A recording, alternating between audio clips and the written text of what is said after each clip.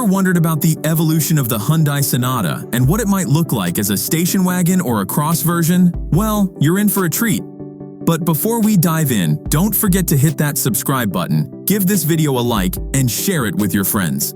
Let's spread the love for cars together.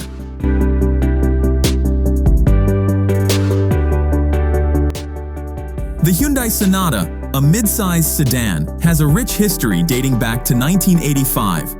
Its first generation lasted only a couple of years on the assembly line, but the second generation, which was in production for about 5 years, stands out because its body and interior design were developed by the famous Italian studio Edeldesign under the leadership of Giorgetto Giugiaro.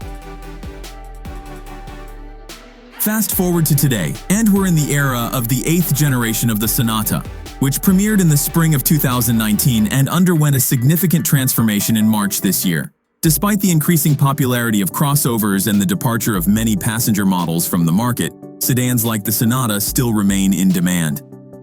The Sonata station wagon and its all-terrain modification could give recent new products in this segment, such as the Volkswagen Passat and its sister Skoda Superb, a run for their money.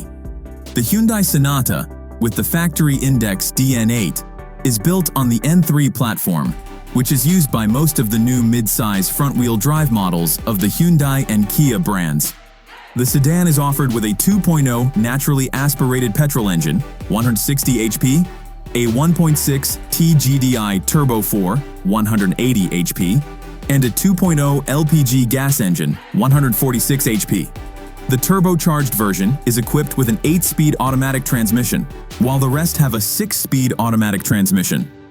Additionally, there's an N-line version with a 290 horsepower 2.5 T-GDI turbo engine paired with an 8-speed robotic gearbox. That's all for today's video.